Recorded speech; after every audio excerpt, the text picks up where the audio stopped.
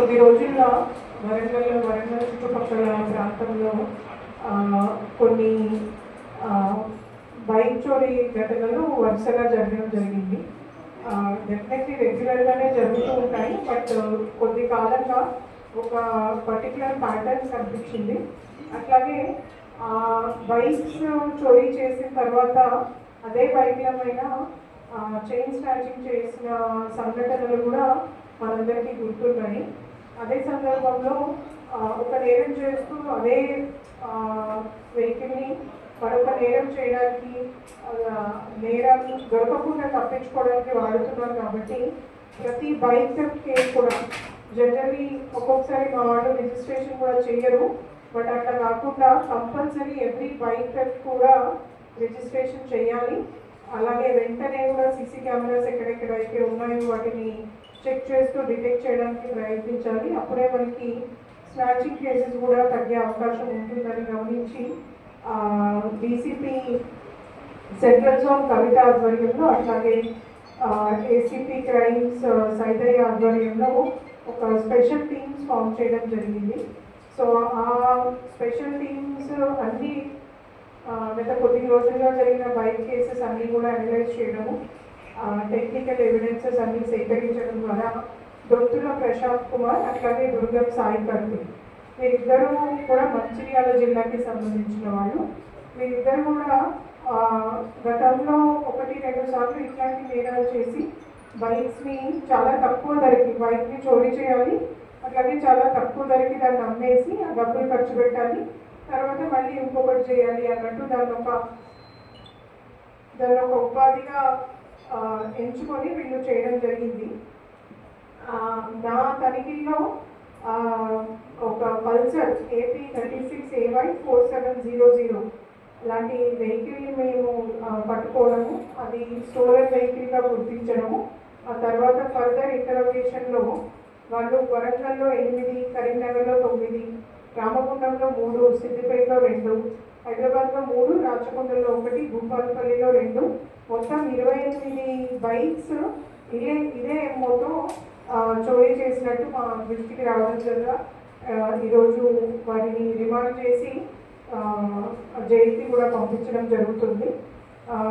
ఈ టీంలో మా డీసీపీ కవిత, అట్లాగే ACP crime Saidaiah, additional DCP Balaswamy, మిగతా ఇన్స్పెక్టర్స్ రాఘవేందర్, హరికృష్ణ, రామకృష్ణ, అట్లాగే KUC inspector Ravikumar, CCS SI Srinivas Raju, ఇతర ఆఫీసర్స్ నసీం అహ్మద్, రవిప్రసాద్, జంపయ్య, విశ్వేశ్వర్, వంశీ, వినోద్, అట్లాగే మా technical teams officer Salman, Nagesh లాంటి వాళ్ళందరూ ఎంతో కోఆర్డినేట్ చేశారు. సో ఈ సందర్భంగా అందరికీ కూడా ప్రజలందరికీ మరొకసారి మీరు బైక్స్ ఫస్ట్ పాయింట్ బైక్స్ పోవడం అనేది నార్మలీ అని తీసుకోకూడదు. బికాజ్ పోయిన బైక్ వాళ్ళు ఏ నేరం చేయడానికి ఉపయోగించినా కూడా మనకి ఇబ్బంది అవుతుంది. బికాజ్ బైక్ అనేది ఎవరి పేరు మీద ఉంటుందో వాళ్ళని నేరస్తులను చేస్తాం కాబట్టి. సో ఎక్కడ పార్క్ చేసినా కూడా compulsory steering lock, handle lock ఉండేటట్టు చూడము. అట్లాగే రాత్రి వేళల్లో లైటింగ్, సీసీ కెమెరాస్ ఉన్న చోట్లనే పార్కింగ్ చేయడము. అట్లాగే చాలాసార్లు తొందరలో తాళం చేయడానికే బయట తీసుకెళ్ళిపోవడం వల్ల కూడా బైక్స్ దొంగతనానికి గురవుతాయి.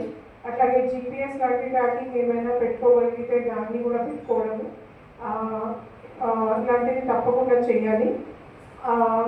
ఒకవేళ పోతే వెంటనే పోలీస్ స్టేషన్స్కి కూడా ఇన్ఫార్మ్ చేయాల్సిన బాధ్యత ప్రజలందరి మీద ఉందని మరొక్కసారి గుర్తు చేస్తున్నాను. అంతేకాక ఎవరైనా మనల్ని అప్రోచ్ అయ్యి 5,000కి 10,000కే బైక్ ఇస్తా అంటే అది ఖచ్చితంగా దొంగలించబడిన వాహనం అని గుర్తుపెట్టుకోండి.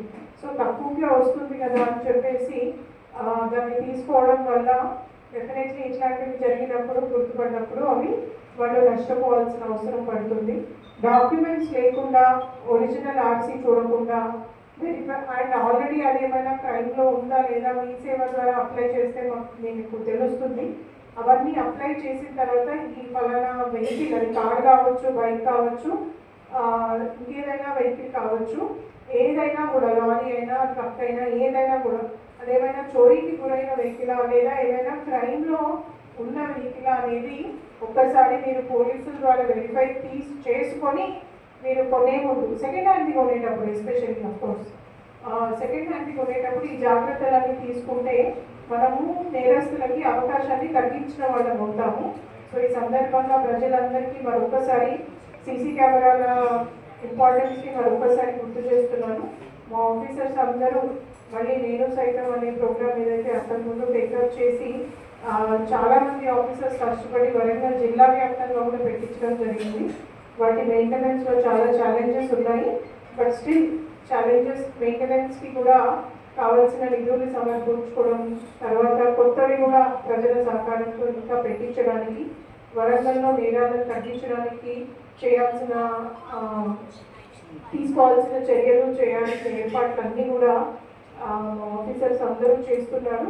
ఈ సందర్భంగా మరొకసారి మా ఆఫీసర్స్ అందరికీ ఈ నేరాన్ని డిటెక్ట్ చేయడంలో ముఖ్య పాత్ర వహించిన మా ఆఫీసర్స్ అందరినీ మరొకసారి పేరున అభినందిస్తున్నాను. Thank you.